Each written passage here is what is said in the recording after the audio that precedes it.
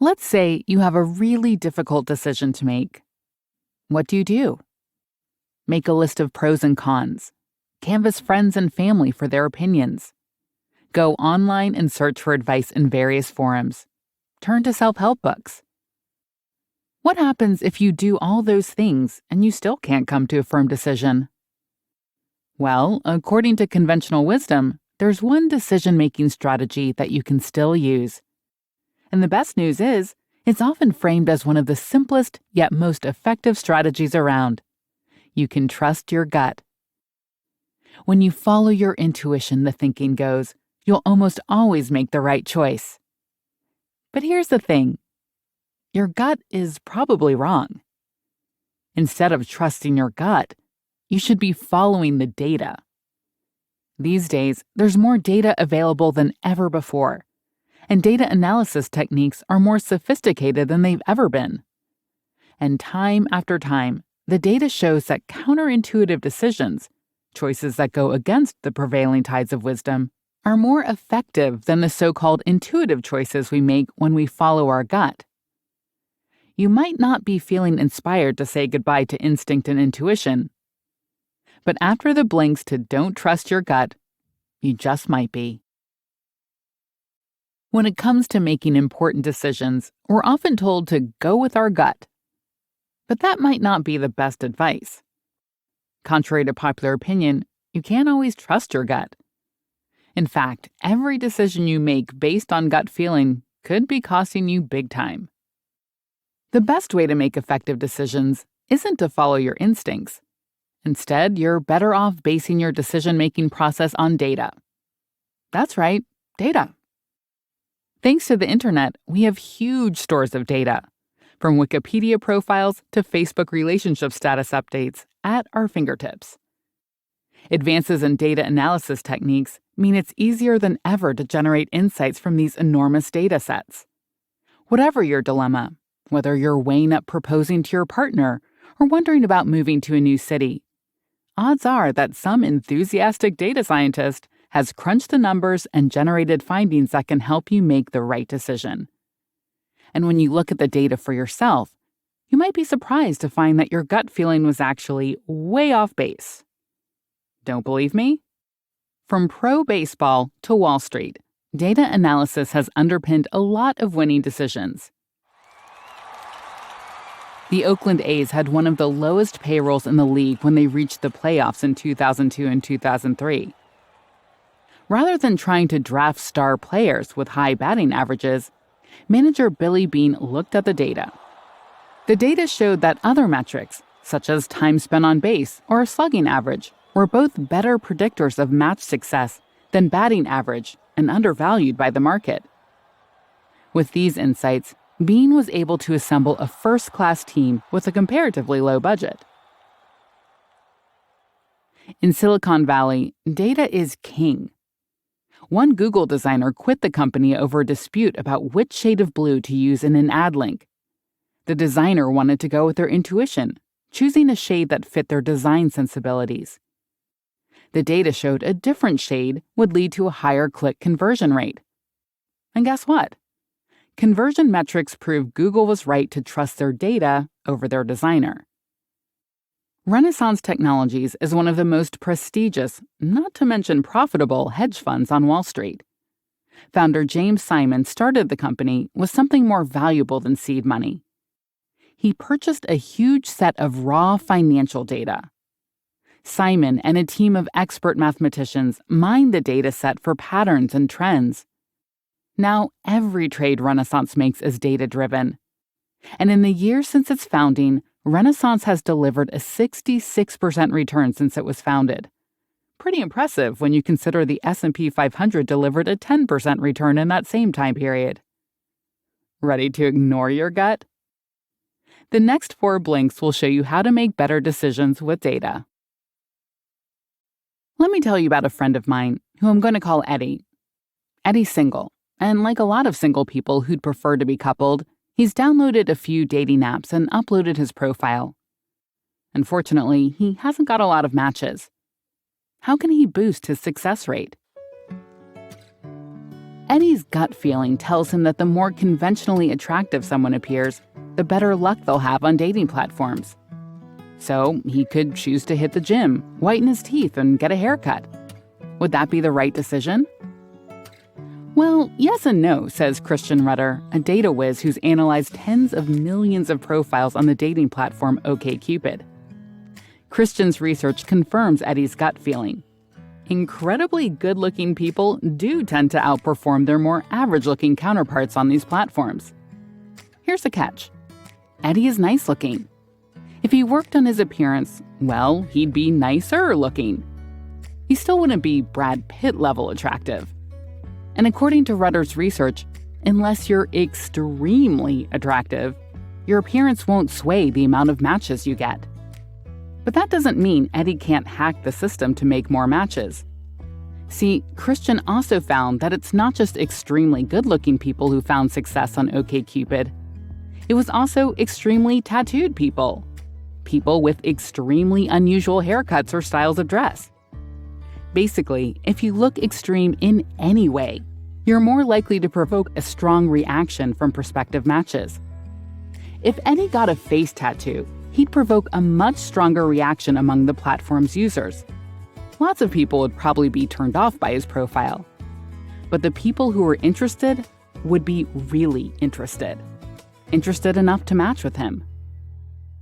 Luckily for Eddie, the data shows there are some alternative options to up his online dating success rate.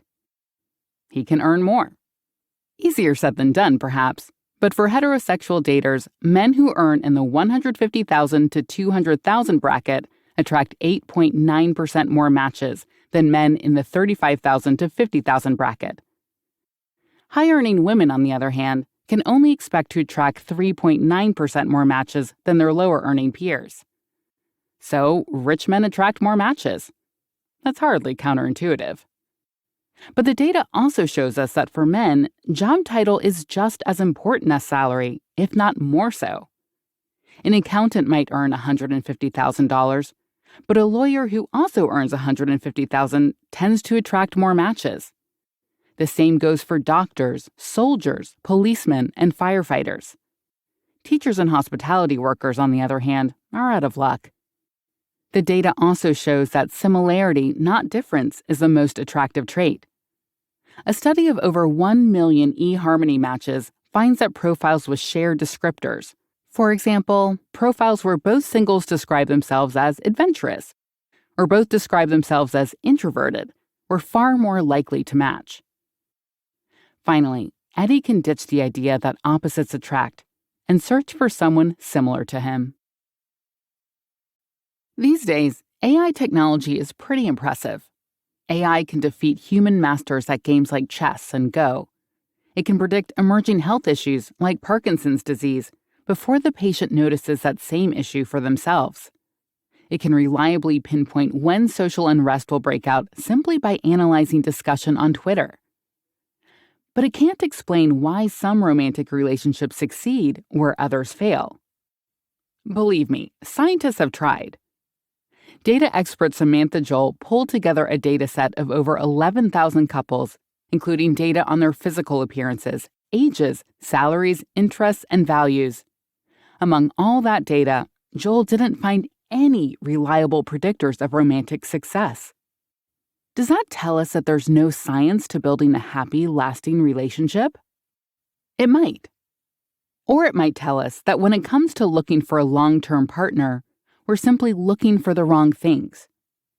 All the factors that Joel and her team studied map pretty closely onto the factors that we know are predictors of desirability. Just think back to the last blink. Extremely attractive, high-earning people get more matches. We're more likely to match with people whose interests and values align with our own.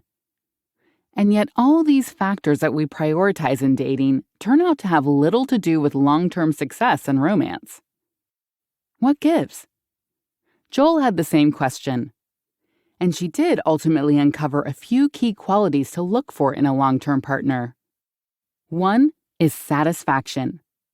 You're more likely to be happy with someone long-term if they're already happy in most areas of their life. Another is a growth mindset. Basically, if your partner believes they can learn new skills, hone their talents, and improve themselves as a person, then they have a growth mindset. Now, you can't really tell from a 30-second profile perusal if someone has these important qualities. You need to spend time with them and get to know them to make that call. Ready for the romance hack? In the dating market, certain people are more desirable than others. For example, a man between 6'3" and 6'4" is 65% more likely to match with a woman than a man between 5'7" and 5'8". A 6-foot-tall man earning $62,500 is just as desirable as a 5'6" man earning $237,500. Those extra 6 inches of height are worth a whopping $175,000. Here's the thing. A short man is just as likely as a tall man to have a growth mindset or a good level of satisfaction. If a tall man isn't more likely to make a woman happy, why would a single woman concentrate her efforts on dating tall men who are, on the dating market, overvalued?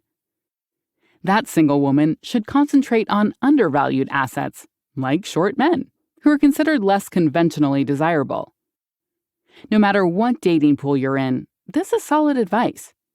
If predictors of desirability don't correlate with predictors of long-term happiness, pinpoint who the undervalued assets are and target them. They might pay big dividends. Quick, list some iconic tech entrepreneurs. Let me guess. You thought of Zuckerberg, Jobs, Gates, Fadell. Wait, you mean you haven't heard of Tony Fadell, former CEO of Nest Labs, a company specializing in programmable thermostats? Most people haven't, actually. But that probably doesn't bother Fadell, who sold Nest Labs to Google for the tidy sum of $3.2 billion. What's interesting about Fadell is that he doesn't fit the popular image of a wildly successful tech entrepreneur. He's not like Zuckerberg, Jobs, or Gates. Those three all shot to success when they were in their early 20s, after founding scrappy startups in their garages. None of them had much employment experience. Instead, they earned reputations as renegades and rule breakers, whose outsider status helped them succeed. Not Fadell. He was in his early 40s when he founded Nest Labs. He wasn't a rebel rule breaker. He had an impressive CV, including stints at Philips and Apple, which gave him the engineering know-how and managerial experience that helped make Nest Labs so successful.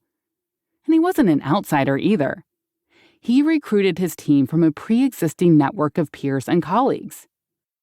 Fadell seems like the outlier here. Actually, he fits the profile of a successful founder better than any of the other three. See, the reason Zuckerberg and co. capture our imagination is that their trajectories are so untypical. A study of 2.7 million entrepreneurs reveals that the median age for founders is 41.9. And up until their 60s, older founders have the edge over their younger counterparts. The data shows they're more likely to build sustainable, successful startups. So to find entrepreneurial success, emulate Fadell. Gain deep experience in a narrow field and draw on your network when you strike out on your own. Your gut might be telling you that, because you're not a 20-year-old tech whiz, you can't be a successful founder. Well, remember Tony Fadell, and tell your gut to pipe down.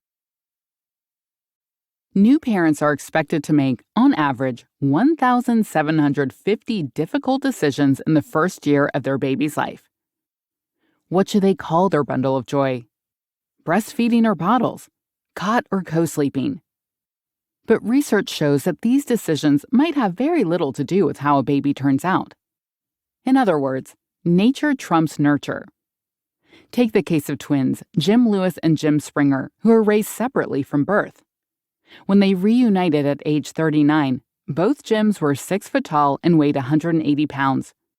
Both bit their nails and worked in law enforcement. Both had a childhood dog called Tony, and both smoked Salem Lights. There was one big difference. Jim Lewis called his son James Allen, while Jim Springer called his son James Allen with 2 L's. One story doesn't make a trend, but the data bears out the idea that most parenting choices aren't make or break. Studies find that breastfed children enjoy no significant long-term health benefits than bottle-fed children. Children who are encouraged to play cognitively stimulating games like chess don't, on average, grow up smarter than their peers. And children who are exposed to television don't score worse on tests than those who aren't. Interestingly enough, there is one area where a parental decision can significantly affect a child's outcomes, and it's got nothing to do with enrolling them in bassoon lessons or afternoon Latin classes. The most impactful choice a parent can make for their child is where they choose to raise them. In the USA, simply moving to Seattle can boost your child's projected future earnings by 11%. Not bad, right? But more important than choosing a specific city is choosing the neighborhood where your kid grows up. Should you choose a neighborhood with a great school? Take on a big mortgage and move to a neighborhood with a high median income? Not necessarily. The neighborhoods that a large study has found to be most advantageous for the children that grow up there all share 3 key traits: a high percentage of two-parent households who tend to be stable, a high percentage of college graduates who tend to be accomplished, and a high percentage of people who return their census forms who tend to be engaged citizens. Now, it doesn't matter if you're a single parent who never finished high school and tossed their census form in trash by accident, as long as you're surrounded by other adults who embody these 3 traits. Why? Well, the data suggests that it's not just parents that shape a child's trajectory, but all the adults they routinely come into contact with. In fact, they might be more important than you. After all, your kids will probably want to rebel against you. They'll likely have a much less complicated relationship with Mr. and Mrs. Suarez down the road, and therefore more happily accept them as role models. It seems the data backs up the old African proverb, "It takes a village to raise a child." You've just listened to our blink to Don't Trust Your Gut by Seth Stephens-Davidowitz. The most important thing to take away from all this is follow your intuition, trust your gut, listen to your heart. Turns out all that old advice is, well, questionable. Often, the right decision is the one that seems risky or counterintuitive. Luckily, it's easy to uncover the best course of action by relying on data insights. Time and again, from Wall Street to Silicon Valley, and from romance to parenting, data-driven decision-making has been shown to yield results. Thanks for listening. Let us know what you thought of this content by giving the Blink a rating and leaving any other feedback that you'd like to leave. In the meantime, I hope you enjoy other titles in our library and look forward to your attentive ears in the next Blink.